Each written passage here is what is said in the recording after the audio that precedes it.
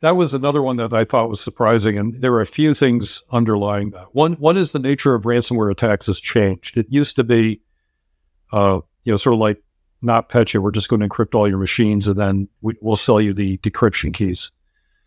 But now what's happening is attackers are exfiltrating sensitive data, or data that they can get their hands on anyway, and holding that for ransom.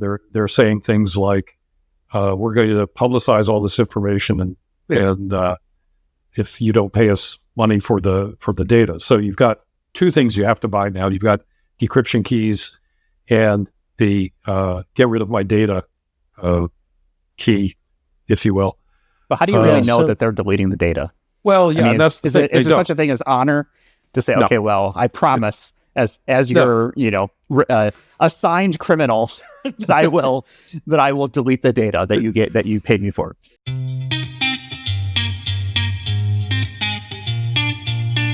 This is Identity at the Center. If it has anything to do with IAM, this is the go-to podcast. Now your hosts, Jim McDonald and Jeff Stedman.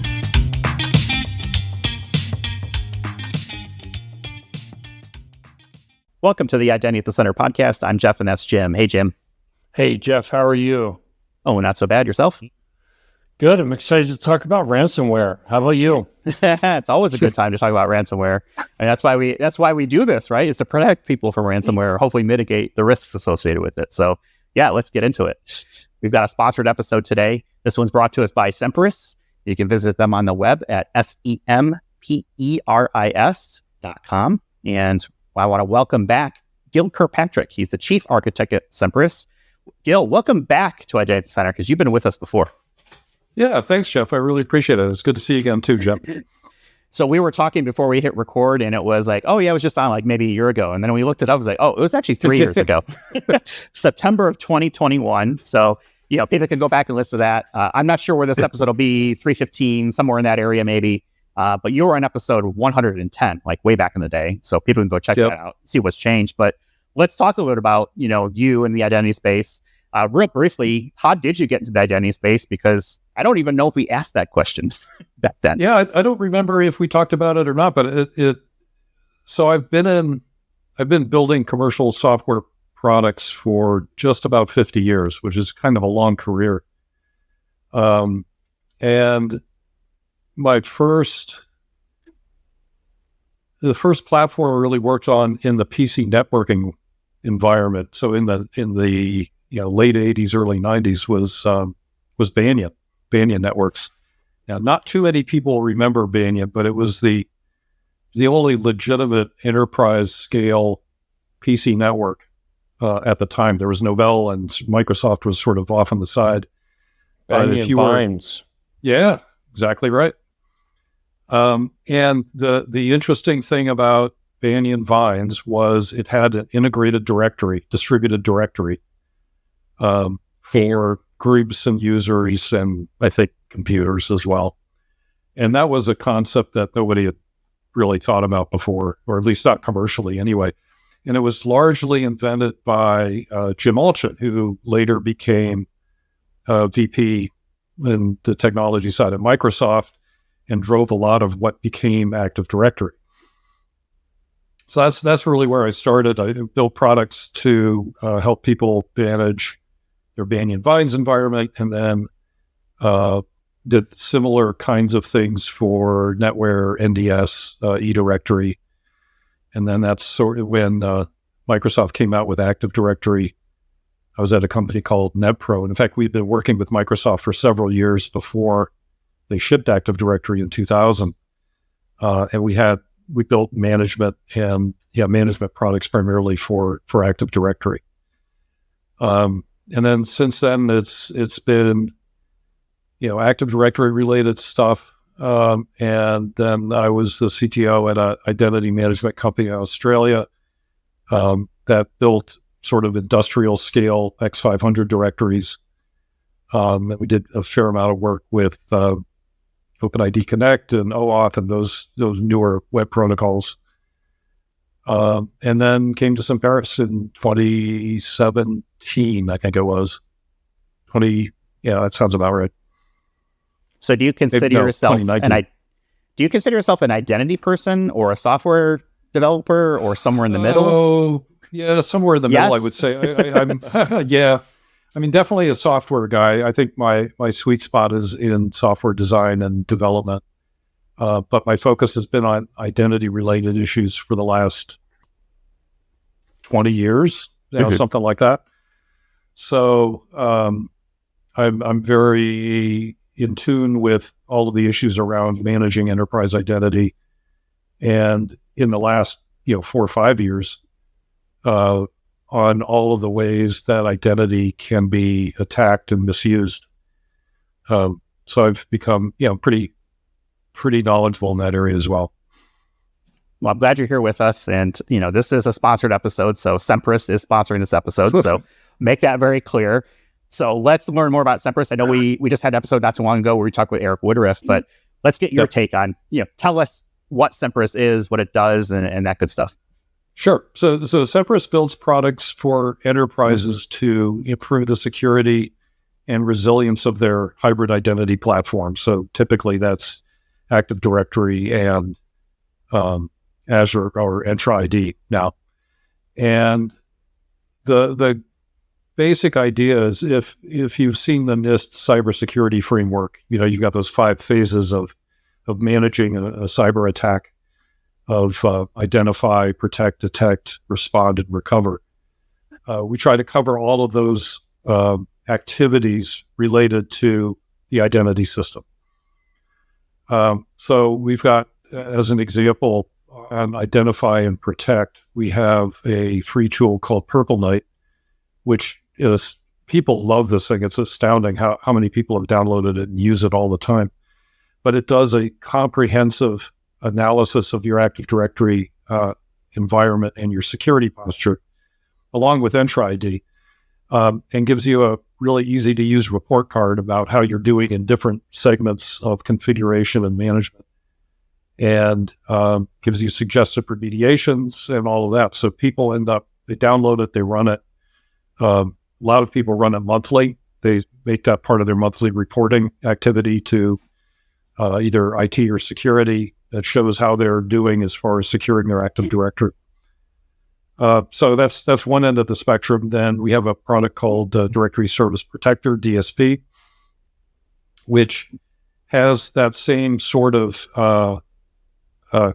evaluation of your Active Directory configuration, but it does it continuously. So immediately if there's some aspect of your security posture that's degraded in some way, and you can respond to that. And it also it keeps track of all of the changes that have been made to your Active Directory, and it does it in a way that doesn't rely on the logging system, because the event logs are one of the things that attackers turn off almost the first thing. It actually monitors the replication activity in AD and uses that to essentially construct a timeline of your Active Directory history, so you can see what things are being changed, and roll those changes back if you want to do that. And then in the most recent version of DSP, we've added activity monitoring. So it's actually tracking authentication of users and computers against AD and what services they're referencing, and detects things like brute force attacks or password spray attacks or any kind of anomalous authentication behavior. Again, with the idea of trying to detect attacks that are in progress so that you can then, start your incident response and remediate that, isolate the machines or disable the users, that sort of thing. And then finally, we have a product called ADFR, Active Directory Forest Recovery. And this is probably the product that most customers start with, or this is the product that most customers come to us about. Because recovering an Active Directory, the entire forest from backup, is really, really hard. And the likelihood of success, if you're just following the Microsoft playbook, is less than 20%. Back in the day, I used to run a workshop where we would walk people through the recovery process for AD. I gave them a virtual environment with 4 domain controllers and 2 domains, and a checklist of every single command you had to type in to actually make that happen. And it was sort of a 2/3 of a day, 6-hour kind of thing. And the success rate was about 20%, even with all of the commands that you need to know that you have to type in. Sometimes it just doesn't work and you don't know why, so you have to start over again. So recovering AD from backup is hard, and ADFR automates that whole process. So it turns what might be a many-day recovery process for a larger enterprise into a couple of hours and 6 clicks. So I think now hopefully people listening are starting to understand why we're talking to you and specifically about ransomware, right? Because these are typically the things get broken during that kind of attack. I know we want to go through a ransomware report that you guys have, but I have, my own questions around Semperis. Where does the company name come from? Like, who came up with Semperis and what does it mean? Does it mean anything? Yeah, so I think, so I was a part of the conversation that led to that name, but it came from, the Latin, always watching. And that's sort of the idea is that our products are always watching your environment to make sure it stays safe. And it also sort of relates to the Semper Fi and the Marine Corps and all of that. It's not an explicit DoD reference, but it's definitely trying to convey the fact that we're always there and always faithful and always watching. So what is it that you think makes your solution unique in the space? Because I imagine you probably run into a lot of jaded IT security people out there that are like, oh yeah, great, another tool, right, in this type of cybersecurity space. What is it do you think that keeps, people coming back and why you've been so successful? It's our focus on the identity system. 90% of cyber attacks go through the identity system in one way or another, either through stolen credentials or an otherwise compromised account, session hijacking, doing reconnaissance in Active Directory, trying to find potentially sensitive resources or privileged accounts, elevation of privileges. All of that goes through the identity system, and for 90% of the world, that's Active Directory. And we have a complete focus on securing and improving the resilience of Active Directory. I think that's why we've been successful. That combined with we've managed to build a ridiculously good and smart team of Active Directory experts. I mean, I think somebody calculated this. Sean Doobie, who runs our HipConf podcast and is one of our technical experts, I think he calculated we have like 200 years of Microsoft MVP experience. Something like that, all focused on Active Directory. Plus, we've got several guys who came from Microsoft, the PFE, Professional Field Engineer or Premier Field Engineer environment. So we have lots of very, very smart AD people. So 200 years, that's either one really old guy or a couple sort of old folks. Yep. What is it that, the question we get a lot is, okay, well, that's great. I've got a tool. How do I get the return on investment on it? Like, what's the way that you measure success? Is it, I guess, how do your customers measure the success of the purchase or the investment that they've made in your tools? So a really easy description or easy way to explain that is with ADFR and forced recovery. And the simplest way to measure it is how long does it take you how much effort do you spend backing up Active Directory? How long does it take you to recover from backup in a new environment? So as if you had a cyber attack. How long does it take you to do it now? And how long does it take you to do that? And how reliably after you have ADFR? And it's, the difference is stark. Mostly organizations have never recovered AD from backup, or the ones that have did it in sort of a test environment, or they did it by taking virtual machine snapshots and then, resetting to those, which, none of those are effective when you're recovering from a cyber attack. So that's really all it takes. And when we demo ADFR for people who have had the experience of trying to recover AD from a cyber attack, and they just see it happen sort of automatically, that's the value proposition right there. If you look at something like Purple Knight or Directory Service Protector, DSP, you get a sort of continuous feedback of your security posture in AD. So it provides you a way of measuring how well you're doing, and you can use that to basically measure your success. So a lot of people say, well, my authentication security was a D and now it's a B. So, that's awesome. So I think that's another way that customers use to measure their success. It's nice to have like that tangible scorecard, right? Look, Mom, I got an A. Yep. Yeah, exactly. Right? It's exactly right. You'd think it's kind of silly, but if you're in the identity space or in IT security and you need to explain to senior management, how are you doing now and how have you improved things? The kill card's perfect, and people get it, right? They can understand that a D is bad and a B is, not too bad, but it could be an A. So, maybe work a little harder, that sort of thing. Let me ask you a side question here, because I want to talk about HipConf next, but is it realistic to get an A?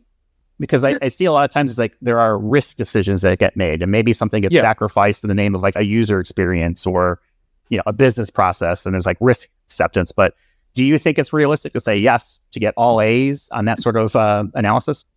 Probably not. I'd say probably not. A's across the board probably doesn't make sense because the cost to do that is probably not worth the risk that it mitigates. Meaning like the remediation steps to like get to that A on that next level. Yeah, exactly.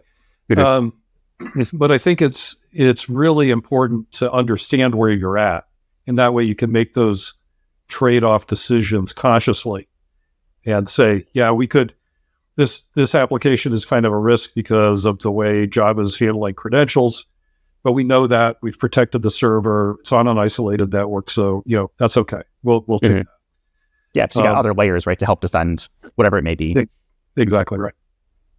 Let's talk about HipConf because this is something that's taking place in November, November 13th and 14th. It's in New Orleans, so that's exciting. We actually have a discount code, IDAC Pod. We'll get you 20% off of that. I've never been to HipConf, and it stands for Hybrid Identity Protection Conference. What's it like to be there? What is it? And how many chicken and waffles can I get in New Orleans? So I'm going to come back to the chicken question because there's actually more to that question than you might think. So HipConf is a conference that we've been sponsoring for probably 4 or 5 years, and we organize it as well. It's non-vendor specific. This is not a Semperis user group. It's not a Semperis product pitch. It's really all about educating practitioners on the ins and outs of securing your hybrid identity infrastructure. And that primarily is Active Directory and Tri-ID. We get the speakers are all either highly experienced managers of technical teams or actual practitioners. But the goal is for all of these sessions that you go in, you learn something, and you can take it home and use it. That's sort of what we're shooting for in all the sessions. Some of the people we've got, so we have a couple of people from Microsoft. So Alex Weinert, who runs their identity security effort for Azure, Azure and Entra ID, is going to be keynoting it. Marty Momjian's a guy, he's a Semperis guy now, but he runs a lot of our incident response. He used to run incident response for healthcare at CDW. And so he has a lot of background on what recovering from a real ransomware attack looks like. And other people are, we got like Joe Kaplan from Accenture, who he's done everything with identity in Accenture, starting from, ADFR, Active Directory, not ADFS, Active Directory Federation services, through rolling out passwordless authentication in Accenture. So you're talking about 800, 900,000 people So managing those kinds of transformations in large enterprises, he's got great insight into how that process works and where all the potholes are. So that's the kind of material that we're presenting at HipConf. As far as the experiences, it's very technical. We like to say, 300, 400 level kinds of stuff. It's very welcoming in the sense that we've built a great cadre, a great community around HipConf. And if you're in the identity space, it's not sort of like, oh, the speakers are over there and you're sitting over here. It's a very engaging atmosphere. So you get to talk with all the speakers. We make lots of time for networking, finding peer groups and talking with them. And of course, a place like New Orleans has a few places that you can go to afterwards, and after you've met a few people that you want to get to know a little bit better. So that works out as well. Hey, Gil, I'm going to transition us into the discussion around the ransomware report.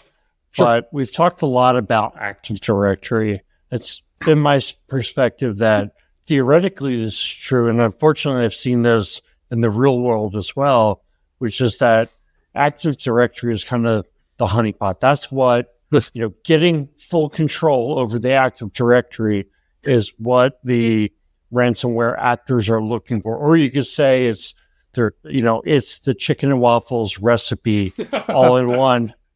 Don't taint my chicken and waffles, man. Come on. Gil, why is that true? So for a couple of reasons. One is, I mentioned earlier that cyber attacks almost invariably, have to compromise the identity system in some way. You have to either pretend you're someone who you're not, or be able to get the privileges of someone who you're not. And it almost doesn't matter which identity platform it is. Whichever one you have is the one that you have to compromise to get unfettered access. The other reason is Active Directory isn't just a catalog of users. It's got information about all of the computers and services that are running on your network. So it's a great reconnaissance tool.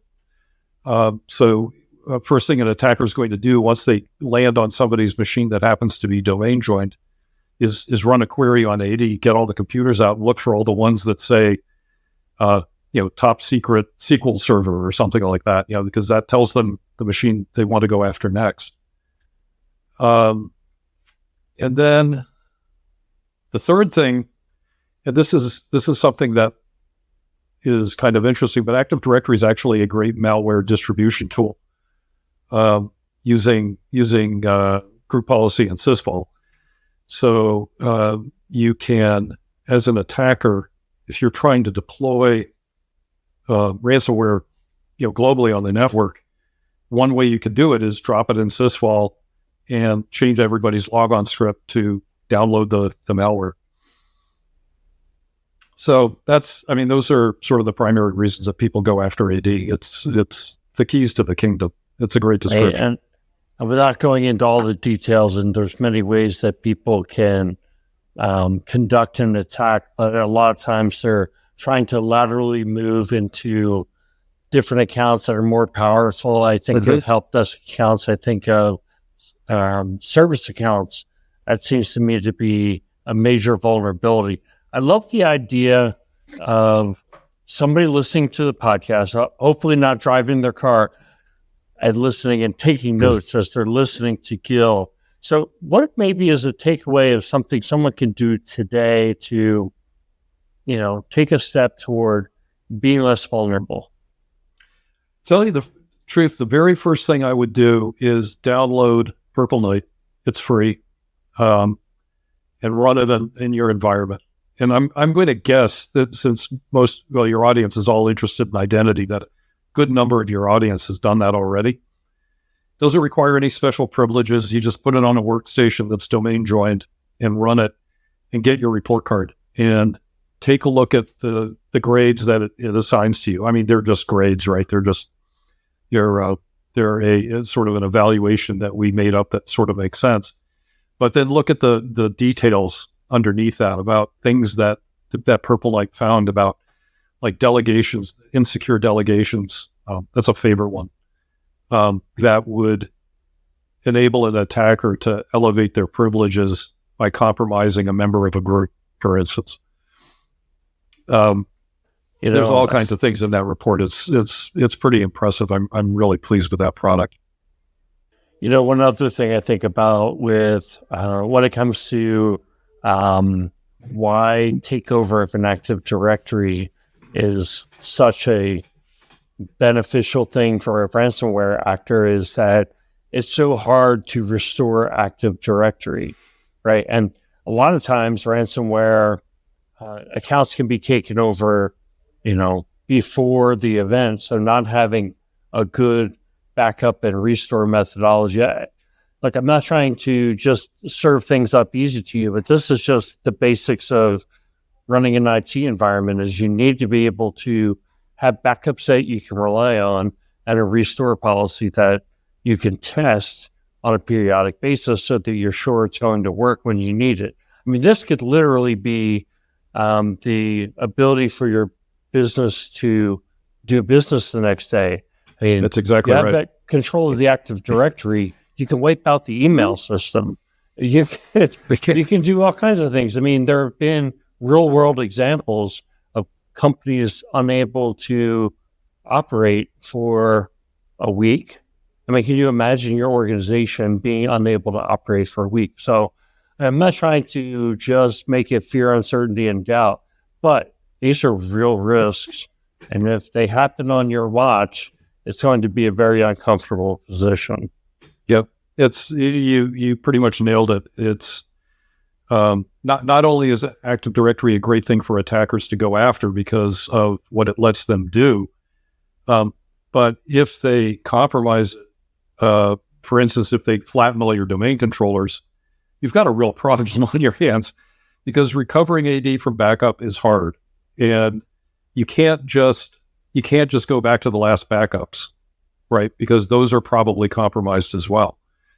They're going to have changes in ACLs. They're going to have changes in group memberships. They'll have backdoor accounts that have been added.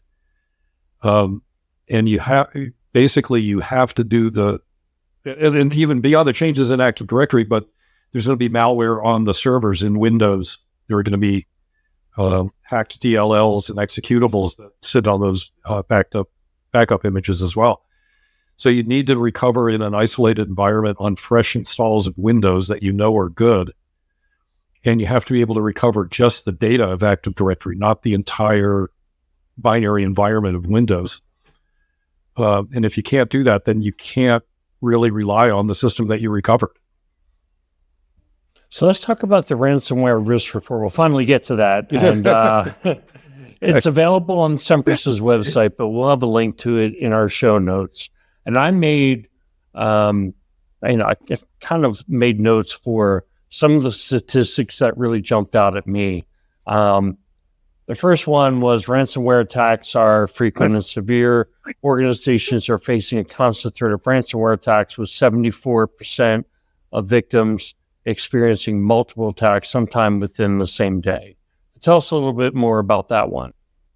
So I shouldn't have been shocked, but when I read it the first time, I was. But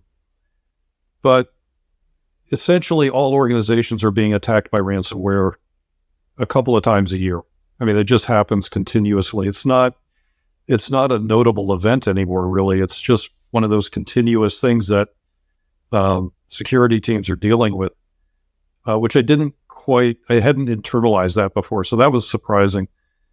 The other one about, suffering multiple attacks in a day was a new one. And then there's also the, paying multiple ransoms as well for a single attack, which we can talk about.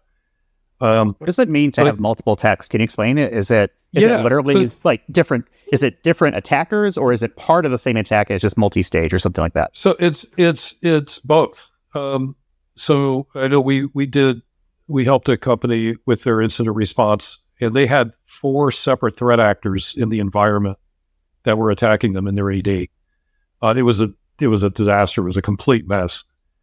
But I think what happens now that ransomware and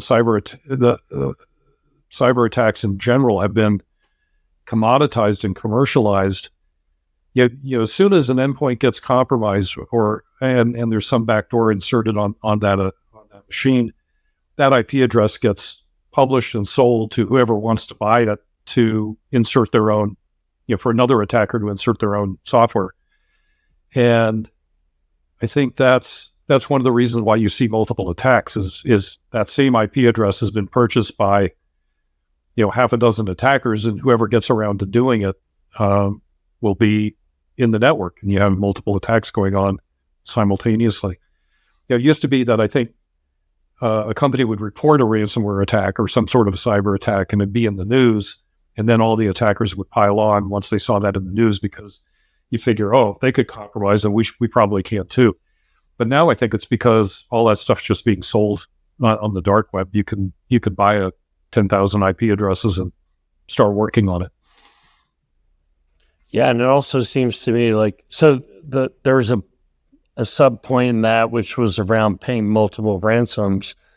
I'm wondering, is that you're paying multiple ransoms to different people, or is it just that you can't really trust the people that are holding you for ransom? Give us $100,000, you give it to them. No, we want more. We want $200,000. So that was another one that I thought was surprising, and there are a few things underlying that. One is the nature of ransomware attacks has changed. It used to be, sort of like NotPetya. We're just going to encrypt all your machines, and then we'll sell you the decryption keys. But now, what's happening is attackers are exfiltrating sensitive data, or data that they can get their hands on anyway, and holding that for ransom. They're saying things like, we're going to publicize all this information, and if you don't pay us money for the data. So you've got two things you have to buy now. You've got decryption keys and the get rid of my data key, if you will. But how do you really know that they're deleting the data? Well, yeah, is there such a thing as honor to say, okay, well, I promise as your assigned criminal that I will delete the data that you paid me for. And that's I think the thing that companies are maybe missing. I think the hit rate on the decryption keys is, I think those either fail to work or they don't actually get keys like 30 or 40% of the time, roughly. So already you have to add a premium to whatever ransom you're paying for that. And even if the attackers say, okay, well, we deleted the data that we had stolen, they've sold it to somebody else.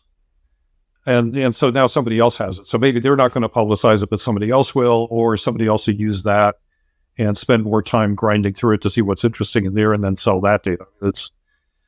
There is no honor in this scenario. So, Gil, I was going to ask about that issue of decryption keys.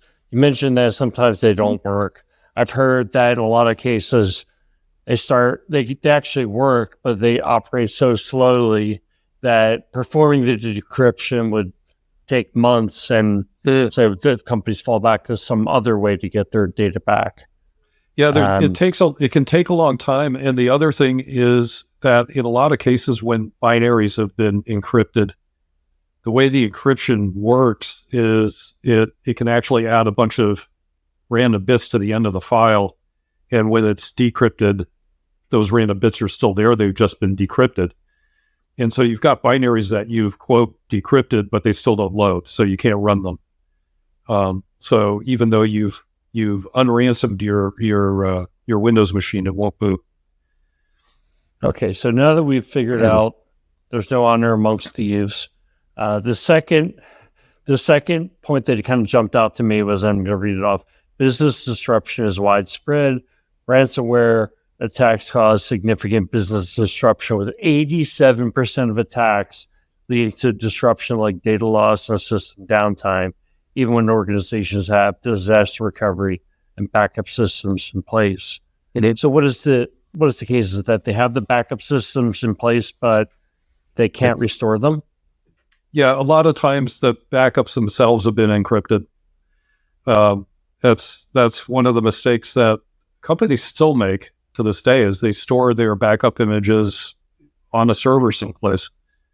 And that's, if not the first thing the attackers go after, it's maybe the second or third. So that's kind of a fail when people do that. The other thing is a lot of times IT orgs have not thought carefully through the process of recovery. They think, okay, I've got a backup of the SQL server, so I can recover it.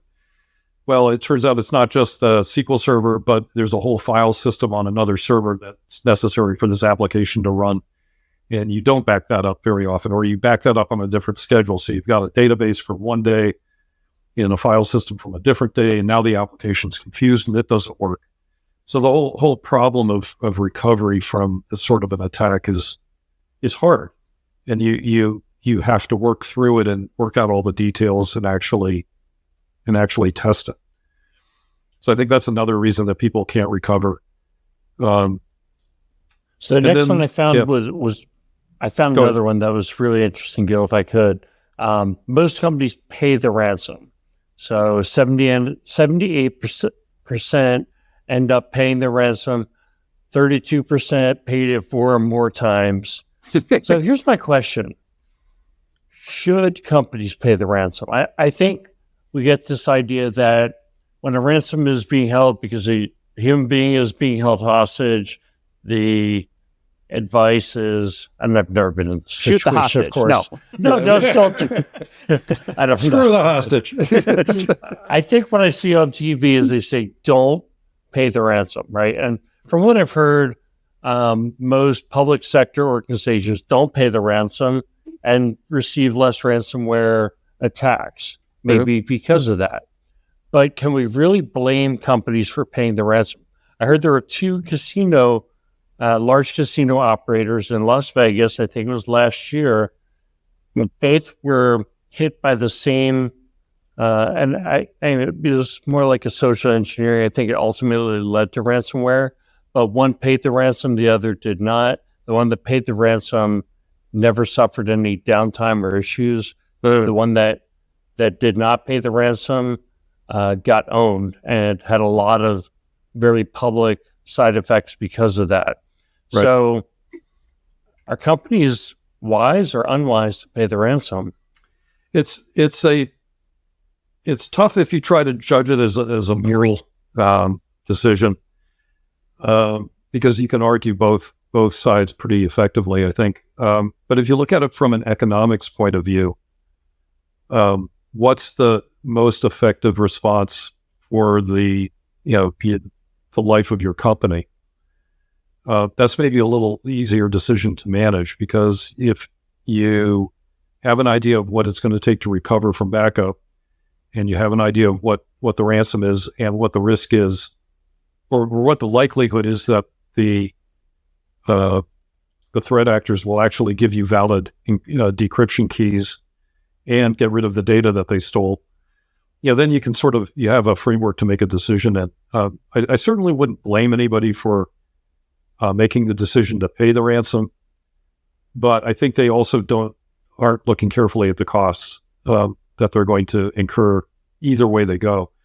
And the solution, which is an idealistic solution, but I think it's the way forward, is you need to be able to recover your systems. And so if somebody attacks your environment, well, you just thumb your nose at them and you just recover from known good backups and off you go.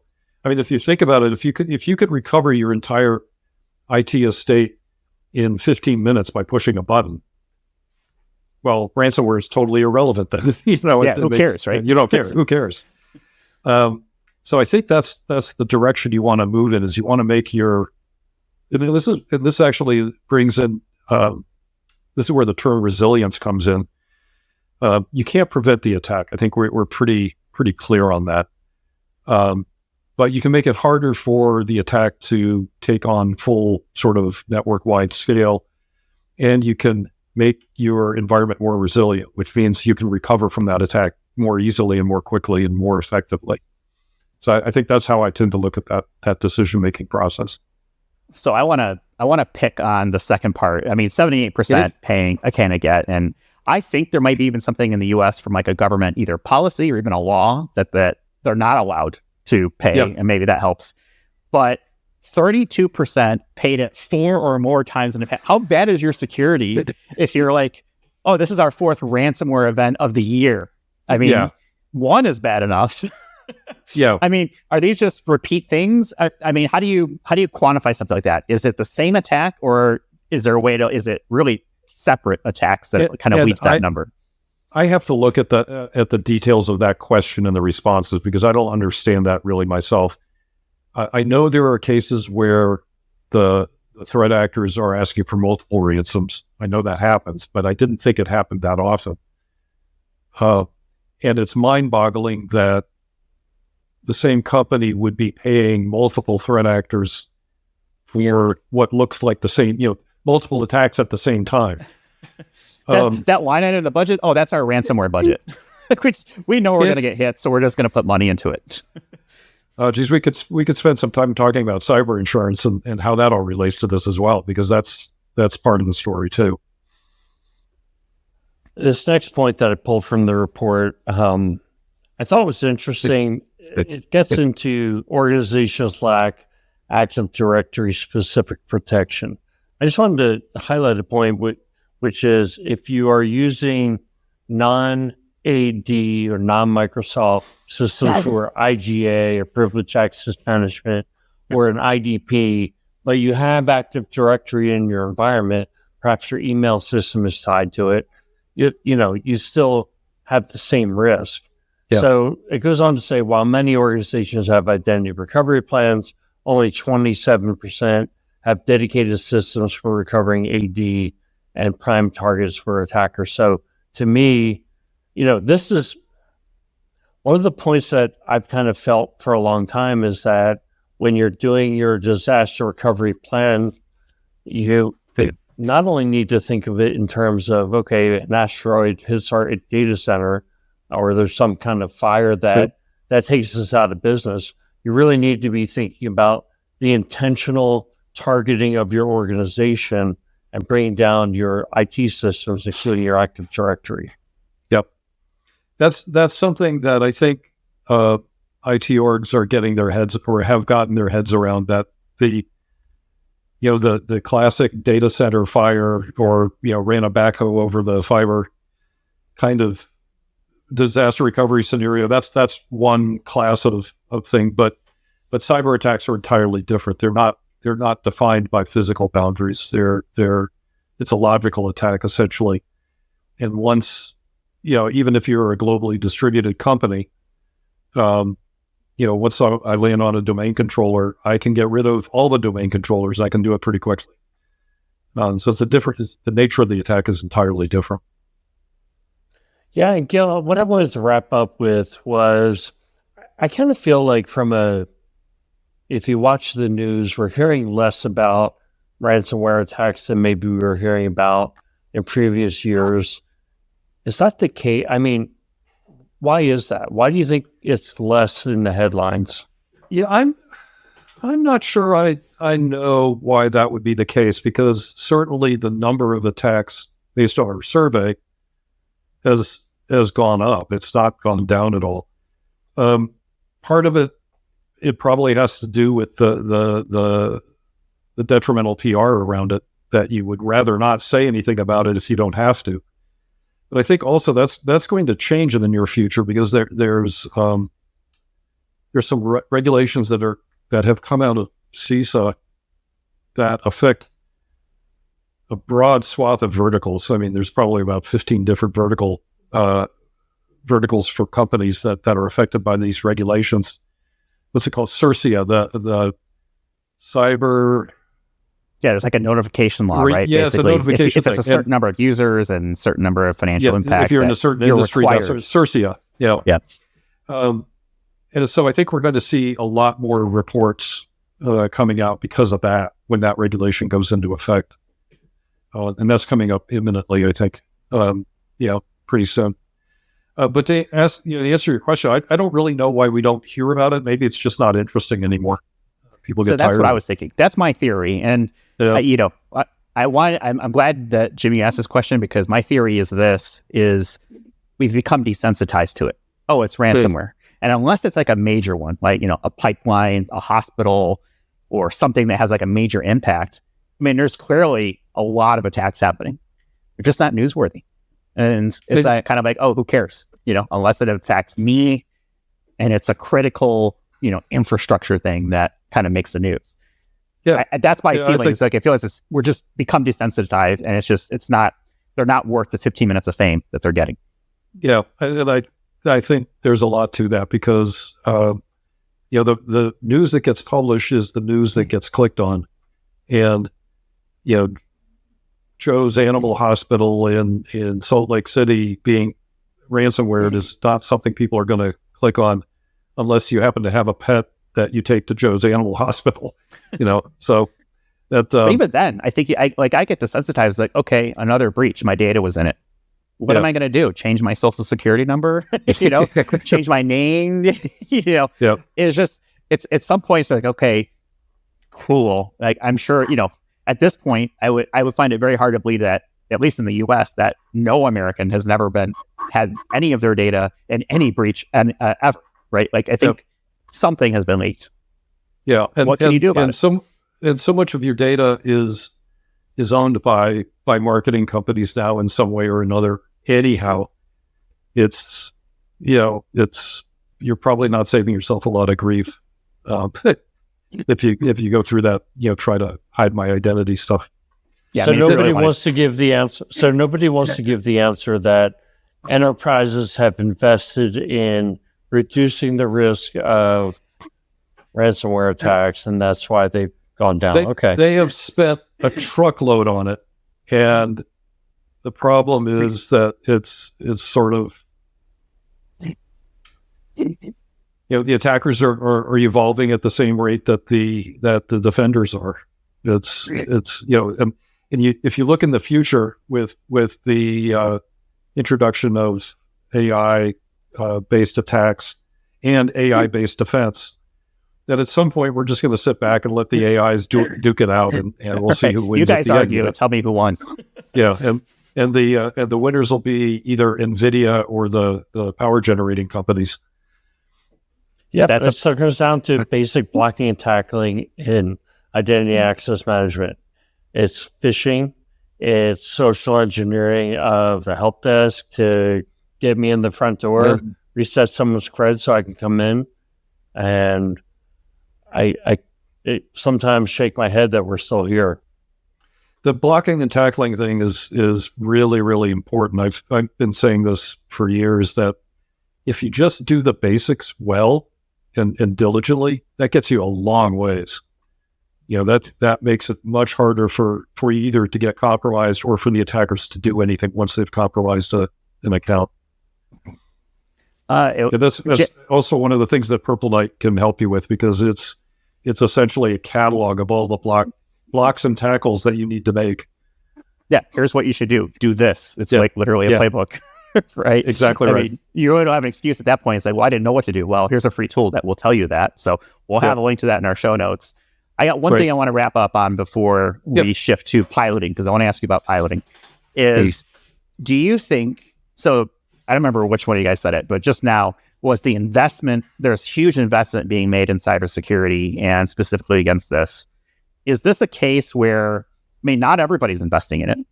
So does a big company who makes a big splash and say, we're going to spend $10 million or $10 billion skew a number like that to say, oh yeah, there's more investment that's ever been made, but are there big companies that have massive investments that sort of drive that into a false sense of a rising tide lifts all boats? I'm just curious what you guys think.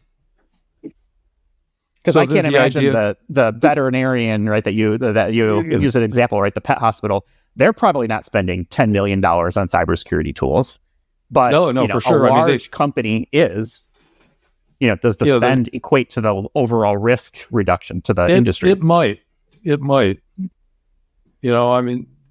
I I don't think I know enough about the economics of cybersecurity spend enough to really say for sure, but that's entirely plausible that some, a relatively few companies have spent a truckload of money, and that sort of skews the numbers. Yeah, that's I would say likely. I do believe that it could be somewhat a case of you don't have to be the fastest, you just have to not be the slowest. You have to be faster than the other guy. Right. I mean, we both live in the mountains, Gil, right? It's to outrun the bear. You don't have to be the fastest one, just be faster than your friends that you're camping with. Exactly right. Yeah, there's something to that, I imagine. All right, let's talk piloting, because you mentioned before we hit record that you've got a Cessna bird dog. And I am fascinated by the idea of piloting. I would love to get a pilot's license and just fly all over the place. I'm a big fan of it. So you're doing what I hope to be doing. So if we get more sponsor episodes, we need a whole lot more for you to get a plane. That's for sure. So I'm gonna fanboy out over here and say, okay, tell me about what it's like. Like, you've got a plane. How did you get into it? How often do you fly? Like, I think the range of that's probably a couple hundred miles, maybe 300 or 400 miles or more than that. Yeah, the cruising. Well, so let me back up a little bit. The bird dog is a military airplane that was designed and built really in the Korean War, but used extensively in Vietnam. And it was built for forward air control and reconnaissance. So it was built to fly low and slow so that the pilot and observer could see what was going on the ground and report back, either to direct an airstrike or to direct artillery, or just to report back on enemy troop movements. So that was its mission.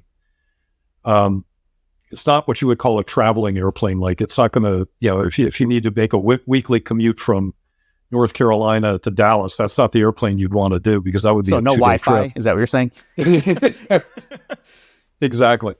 But one of the reasons I moved to Idaho is really well known for the mountains and rivers, and the fact that a lot of the rivers have almost no access to them, either by, no road access for sure, but they do have lots of little grass strips that have been built either by the Forest Service or BLM or Idaho Fish and Game, so that those people can go out and service the areas. And those are available for pilots to use. And the bird dog's an ideal backcountry airplane for that, because it can get in and out of very short, unprepared strips very easily. And so that's one of the reasons I'm here in Idaho, and one of the reasons I got the bird dog is to spend more time flying in the backcountry, which is just wonderful. I mean, to answer your other question, I started flying in the 80s. I started out in gliders, and ended up doing a lot of commercial rides in gliders. So I'd fly people out over Massachusetts Bay in a glider, and then we were flying in and out of Plymouth at that time. And I got my power rating in 95, I think, and been flying ever since. So I probably fly every other weekend somewhere. Generally it's maybe within an hour and a half, something like that. But there are so many little backcountry strips in Idaho. There's endless places to go explore. And you land someplace, there's nobody around. You have a beautiful creek, or maybe you have the Middle Fork of the Salmon River, the Snake River, one of those kinds of wild rivers. You're a trout fisherman, you're all set. You're set for life. And you can camp, or you can just hang out, stick your feet in the water, and commune with nature for a while, and then fly home. That sounds so awesome. So you mentioned being able to drop into a scenario like that. I mean, short runway. You mentioned sort of the short landing and takeoff. What's the? I guess, give me a sense for how many yards or feet or whatever it is of space do you actually need to take off and land in this plane? So probably if I'm on grass or gravel, sort of in the 500 to 1,000 feet is plenty. If I'm on asphalt, it can be a little bit shorter, but none of the backcountry strips are asphalt. So And the bird dog that I have has had some modifications made to it, so it has more horsepower and wings that have been specially modified for extra lift and for slow flight. So it can get down, like once the wheels touch the ground, I'm probably stopped within 100 feet. Wow. Yeah. And a racing stripe maybe for speed, aerodynamics. There you go. That's pretty cool. What's the worst weather you've flown in? So Give me a hair-raising story. Hair-raising right? experience. Let's ramp up the drama. Okay, so I haven't had any weather-related incidents other than once flying in a glider. I used to race gliders when I lived in Arizona, and the idea would be that you launch a bunch of gliders at the same time, and then you have a designated race course. So you go to Wickenburg and then go to Prescott and then go to some other place, and then you come back, and whoever goes around the fastest wins. That's the idea. And it was a day where there were some big cumulus buildups that were eventually going to turn into thunderstorms. But those also have amazing lift, those big cumulus clouds. So I was cruising along in my glider, getting closer and closer to the bottom of the cloud. And there are regulations that say you have to maintain a distance from the bottom of the cloud. So I put the stick forward to start descending and going faster, but the thing just started sucking me up into it. And I was really struggling to not get sucked up into the cloud. And once you get into the cloud, you have no visual reference, and you can't tell up from down or left from right. And you end up losing control within 30 seconds or so. And I pulled the spoilers out to descend. I had the nose down. I was probably going 130 or 140. And I was just barely creeping down. And all of a sudden I hear this huge bang. No idea what that was. And I have this rush of ice cold water running down my back. And it turns out that it just started to rain. It was, a thunderstorm that just started. The crack I heard was a thunderclap somewhere. And that water was just leaking in through the canopy because it hit so hard. It just poured in through the canopy and got sucked right down the back of my shirt. So the bang, worrying about trying to get out of this cloud, the bang and the ice cold water running down my back all at the same time was terrifying for about 10 seconds, 15 seconds. Then I realized what happened, and it was okay. So and then you got down low enough to be out of the lift from the cloud. I basically just gunned it out from underneath the cloud, and once I got outside the cloud, it was fine. When did you fly again after that? Or at that point it was lighter, but did you all right, I'm gonna take a break for a couple minutes? I actually didn't fly for a couple of weeks after that. Yeah. Okay. Yeah. Jim, can we get an IDAC plane, like the logo on it? And is that an appropriate business expense? I don't see why not. You'll have to check the IRS guide for that, though, Jeff. I have a feeling they would not go for that. Oh, sure. Come on. All right. Well, why don't we go ahead and write it off, but we probably couldn't finance it unless you do a lot more sponsor spotlights. Yeah, like one every day is probably the way we have to do that. So I'll talk to our marketing people and see what we can do to help you out. Yeah, well, I'd say let's get the plug in then. Semperis.com, Semperis.com. Gail, thank you so much for spending time with us. We're going to have a bunch of links in our show notes. Definitely encourage people to go check it out. I mean, this is something that's almost like a no-brainer. You need to have something to protect your environment, and this is a good solution to do that. So with that, we'll go ahead and wrap it up for this week. You can find Jim and I on the web, idacpodcast.com. And of course, we're always on LinkedIn. And then, our YouTube channel, idacpodcast.tv, will take you straight to it. So want to thank everybody for watching and or listening. Gil, thank you so much for your time. And we'll talk with everyone else in the next one. You've been listening to Identity at the Center. We hope you've enjoyed the show. Make sure to like, rate, and review. And we'll be back soon. But in the meantime, hit the website at identityatthecenter.com. See you next time on Identity at the Center.